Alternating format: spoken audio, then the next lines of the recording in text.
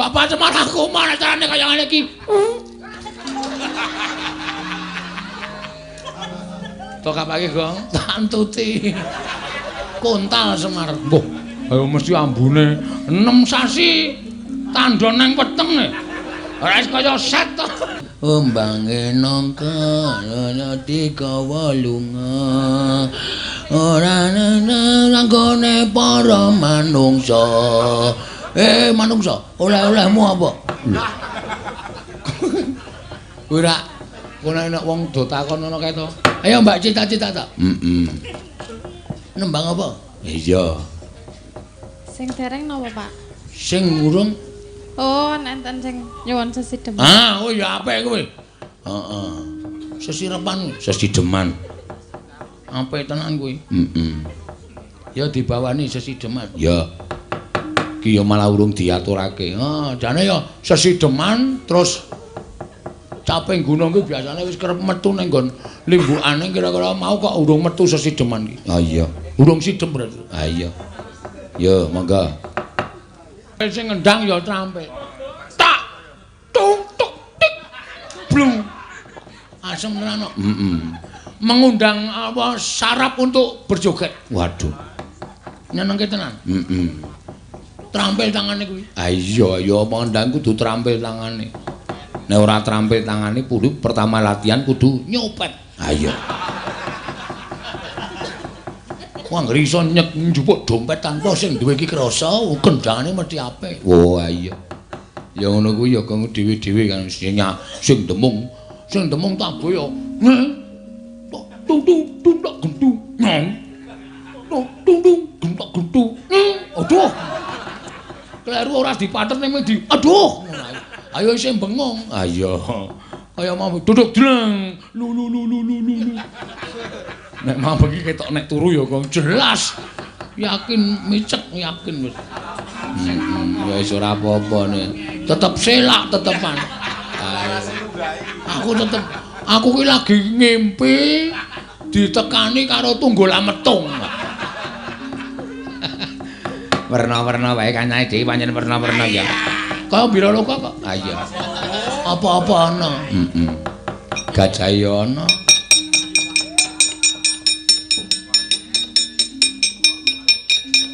Ayo, Tro, diteruske ya, Tro. Ya.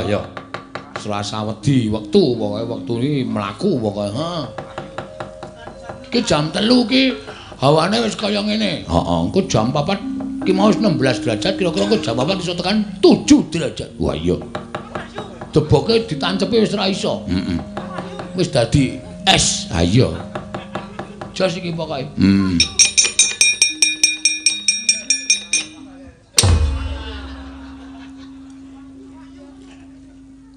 Arep teruske.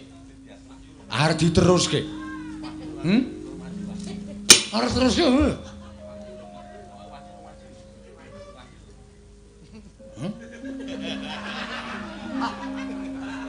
Mudar kuwi entuk moto.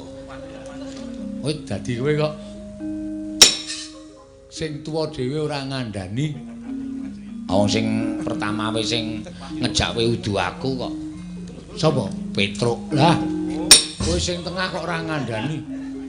Mau ki sing nembang pertama kudu aku. Sapa? Bagong. Nah.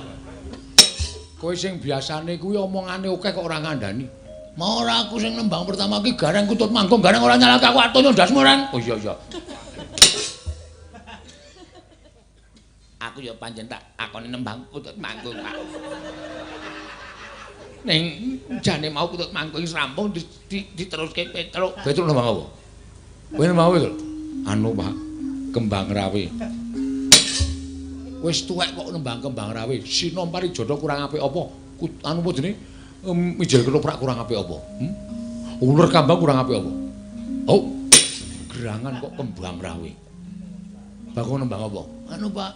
Apa? Risi-risi antelo. Bagus. Kowe wong seni tenan. Wong budaya tenan.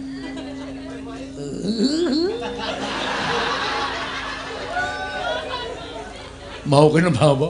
Kutut manggung, Pak. Kutut manggung kok le nembang cengengesan.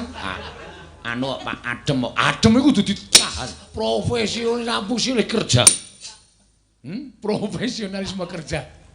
Ora mawas adem panas. Sesuk awak dhewe nek ditanggap awan-awan ora nganggo payon tetep kudu dede. Kuwi kewajibane wong nyambut gawe. Kowe iso nembang liyane kembang rawe ora? Saged, Pak. Sesuk anggere isih krungu kembang rawe tutuki ndasmu. Bagong, non, Pak. Liyane risin nanti lo buta-buta galak, Pak. Bagus. Kuwi tembang kuno. Pak, kudu dilestarekake. Aja nganti ical. Maju kene. Nggih, Pak. Merga kowe karo aku ki wong seniman, kudu nguri-uri marang budaya, Pak. Merga budaya tradisional kudu diuri-uri supaya les tari. Nah, nek ora kowe karo aku sapa mejing meneh aduh kena iki aduh. Lek ngartekke kleru kok. Kudu ngati-ati gong nek bapak medhot kata-kata kowe nyambung. Kowe kuwi anakku sing nomor 3. Kudu iso njaga marang budaya, Pak. Mergo budayane awake dhewe iki adi-adang. Adi luhung. Aduh, adi luhung. Diarep rasa melu reng, men diartekke Bagong, Adi luhung sing wajib kowe karo aku dijala, jaga. Reng gantene reng, mah aku. Remok tenan iki. Wajib dijaga saben makhluk ingkang urip ana ing alam donya. Kowe minangka dukuh, nggih, Pak. Kudu iso ngumpulke para kawulamu supaya ngerti karo budaya Jawa. Leser. Leres, Pak, leres. Muni piye? Leres, Pak. Leres. Kowe. Mbah dituthuk. Tuthuk Semar lara banget. Aku ora nganggo duga-duga.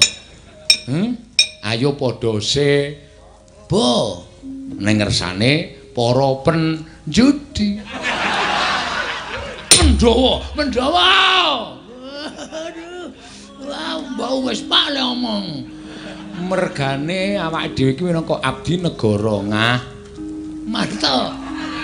Oh, tak bandung saka kene. Bapakmu ningah kok kowe. Ayo, umat-umat arek keterucut ya aku. Ngamarta wajib ayo padha sebo. Ayo dole. Ayo Bapak.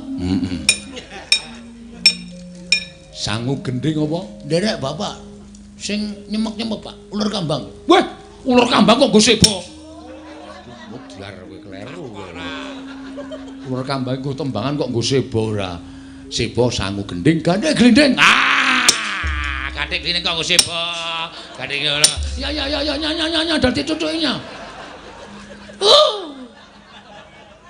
Aku ki wis salah terus isih dadi mangkel aku nek carane kaya ngene iki aku dina dadi Bapak Semar aku mah nek carane kaya ngene iki. Tok apake, Gong? Tantuti. Kontal Semar. Mbah, ayo mesti ambune 6 sasi tandha nang wetenge. Ora wis kaya set to. Ania ono. PSS ono. PSS Persatuan Sepak Bola Sleman. Ra. Penggemar Seno Sejati, pemburu Seno Sejati. Oh. Dadi aku iki padake maling. Seragame abang kuwi. Oh iya. Ya ora apa-apa arang yo. Ya do gawe dhewe-dhewe. Kene mau malah Mas Dodin ngendika ini udah ada 70 anak muda sing gawe seragam kaya ngono. Seno mania. Wah, seneng aku terus. Iya. Oke sing padha nyengkuyung awake dhewe. Ini sebagai cambuk kita untuk selalu berkredibilitas. Apa? Kuwi lho, berkarya kreativitas. Iya. Dituntut setiap saat.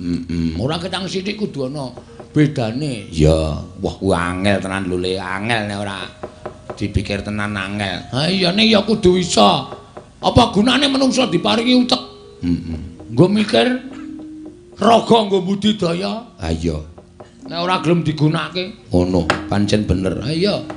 Mengko tangi gregah terus turu meneh. Lho. Wis sehat maksude. Ya. Aku bar tuku kulkas 2 pintu. Wow. 2 pintu. Wah, gede-gede 2 pintu. Oh iya, sing jeneng musik ana sing ngono. Apa iki? Iki lho. Ayo ben saura-urane putune Bathara Brahma. Masumet kabeh.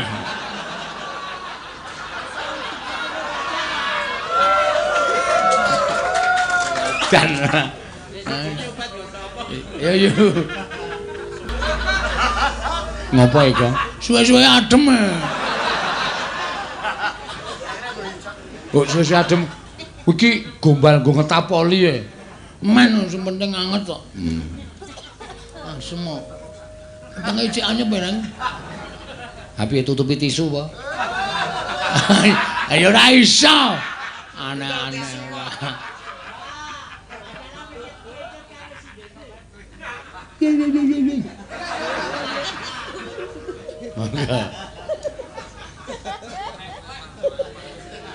Ya wis ben ora apa-apa. Wis sekarang ben go cegah lek kok ya.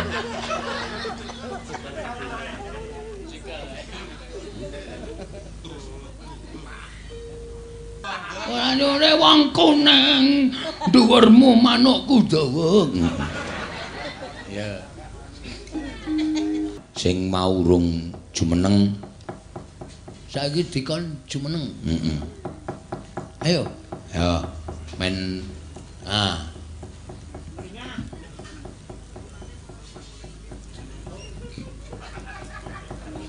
Ngopo iku? Saya adem, Indra. ya matane rasa ditutupi. Iki kok peteng banget to, Tru? Matamu ditutupi kok iya, Jeng. Sri Mulat kuwi. Barang ki tuwekan ora. Omongane clebang-clebung. Kowe ora iki ngapa jane kowe iki do ngapa kok tas-tas iki? Aku ki mau muni mbae piye carane. Lho, tegese nek swara ora metu, kuwi kepiye to? Dombeni wedang panas. Ngono lho. Piye carane iki maksudku dombeni wedang panas. Sing masuk kartu kuningmu ora nganu, Tru. Apa? Akumulasi kartu kuningmu ki ora jalan. Asosiasi. Oh, asosiasi to, akumulasi kartu kuning. Oh, bal-balan wae. Gaprak wae, Tru. Aja kok. Kok digaprak ora. Ngapur ora. Yo, aturke apa? Ora apa-apa, alon-alon. Yo golek nada sing rendah. Yo. Rindu.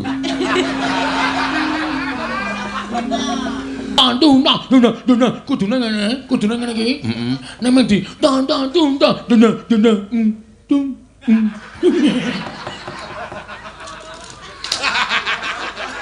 Aku kira ngapa-ngapa lho, Tru. Oh, buantem watu ora. Jogetane dilambake. Ayo, yo ngerti aku. Ya coba saiki Mbak Cita. Ya, Iki yo garwane Dadu Ngawuk. wah. Dadu. Jumeneng, Pak. Ayo. Iya.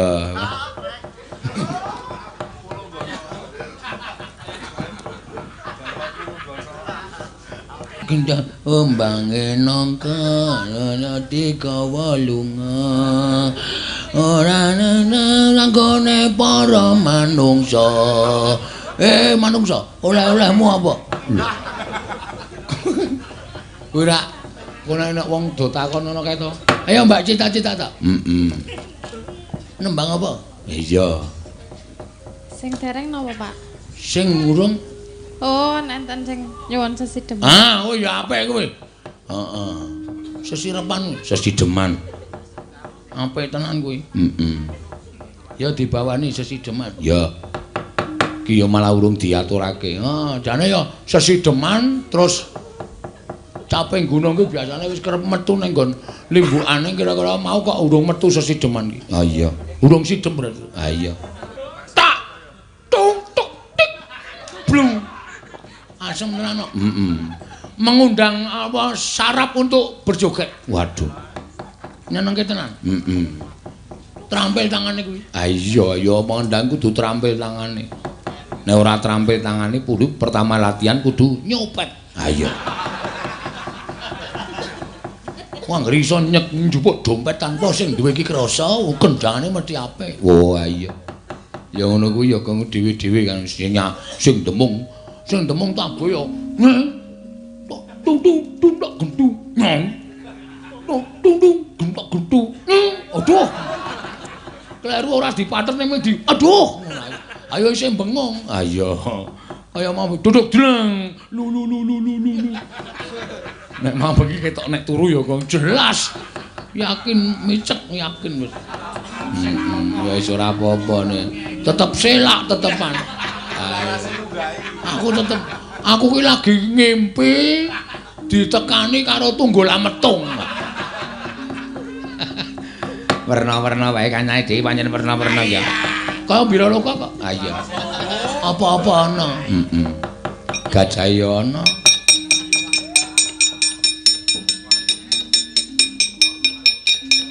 Ayo, Truk, diteruske ya, Truk. Ya.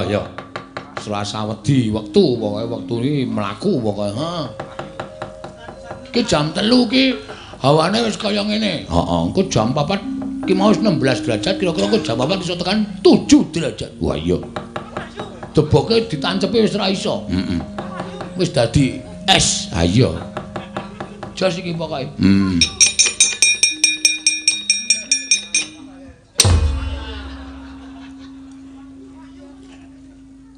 Arep teruske. Arep diteruske. Arep teruske.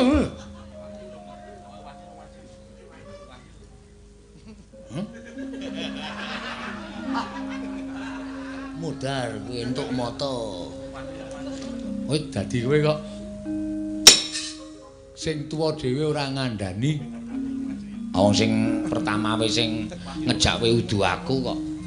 Sapa? Petruk. Lah, kowe sing tengah kok ora ngandani. Mau ki sing nembang pertama ku udu aku. Sapa?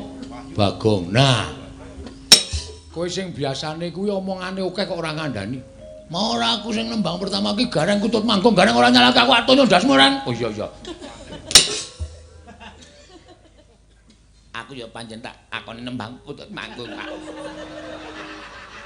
Ning jane mau kutut manggung wis rampung diteruske Petruk. Petruk nembang apa? Kowe nembang apa, Petruk? Anu, Pak, kembang rawe. Wis tuwek kok nembang kembang rawe. Sinom Parijata kurang apik apa? Anu apa jenenge? Mijil ketoprak kurang apik apa? Uler kambang kurang apik apa? Oh, gerangan kok kembang rawe. Bagong nembang apa? Anu, Pak. Apa? Risi-risi antelo. Bagus. Kowe wong seni tenan.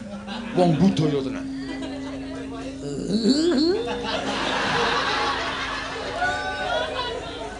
Mau kene nembang apa? Kutut manggung, Pak. Kutut manggung kok le nembang cengengesan. Anu Pak, adem kok. Adem iku kudu ditahan. Profesionalisme kerja. Profesionalisme kerja. Ora mawas adem panas. Sesuk awak dhewe nek ditanggap awan-awan ora nganggo payon tetep kudu dede. Kuwi kewajibane wong nyambut gawe.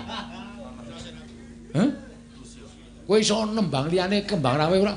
Saged, Pak. Sesuk anggere krungu kembang rawe tutuki ndasmu. Bagong, non Pak. Liyane risi antelo buta-buta galak, Pak. Bagus. Kuwi tembang kuno. Mbak kudu dilestarekake. Aja nganti ical. Maju kene. Nggih, Pak. Mergo kowe karo aku ki wong seniman, kudu nguri-uri marang budaya, Pak.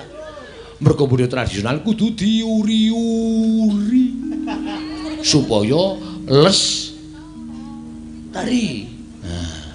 Nek ora kowe karo aku sapa mejing meneh aduh kena iki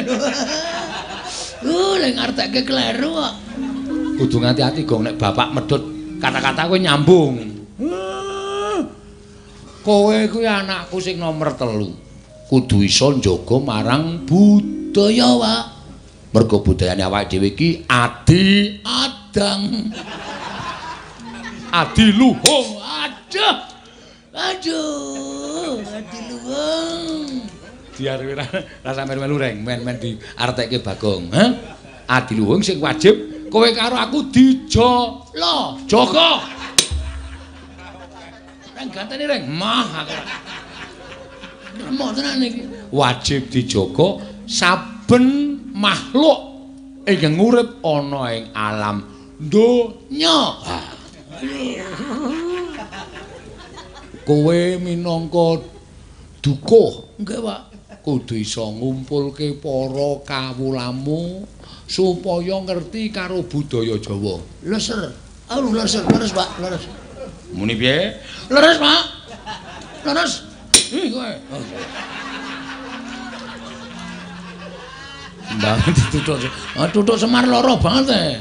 Aku ora nganggo duga-duga. Ayo padha sebo ning ngersane para penjudi. Mendawa. Aduh. Wah, mbau wis Pak le omong. Mergane awake dhewe iki minangka abdi negara ngah. Mantep. Oh, tak bandem saka kene. Bapakmu ningah kok kowe. Ayo, umat-umat arek keterucut ya aku. Ayo ngamarta wajib ayo padha sebo. Ayo Dole, ayo Bapak. Sangu gending apa? Nderek Bapak. Sing nyemek-nyemek Pak, ular kambang. Weh, ular kambang kok nggo sebo. Mudhar kowe kleru kowe. Ular kambang nggo tembangan kok nggo sebo ora. Sebo sangu gending, gandhe glinding. Gandhe glinding kok nggo sebo. Gandhe ngono. Ya dadi cucuke.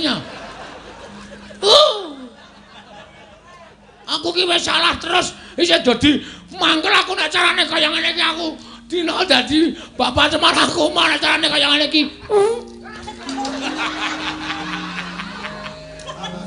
Tok apake, Gong? Tantuti.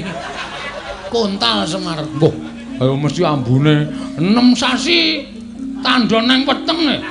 Ora wis kaya set to. Jijiki ora. Kowe iki gilane kaya ngono.